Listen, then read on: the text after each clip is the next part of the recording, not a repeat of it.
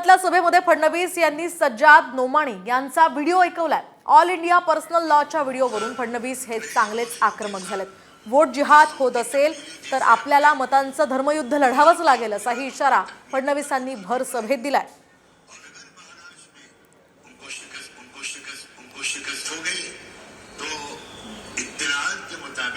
दिल्ली सरकार भी बहुत दिन तक नहीं ठहर पाएगी। दिल्ली सरकार भी बहुत दिन तक नहीं ठहर पाएगी। बहुत दिन तक नहीं ठहर पाएगी। तो हमारा निशाना सिर्फ महाराष्ट्र सरकार नहीं है बल्कि मरकजी हुकूमत है। और वोट जिहादचा नारा दिलाय, वोट जिहाद।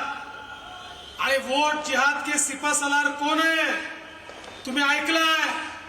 आणि या वोट जिहाद करता हे त्या उलेमांचे तलवे चाटतात आणि या ठिकाणी सांगतात दंगेखोरांना आम्ही सोडून देऊ। जर या ठिकाणी वोट जिहाद होणार असेल तर माझं तुम्हाला आव्हान आहे, आता मतांचं धर्मयुद्ध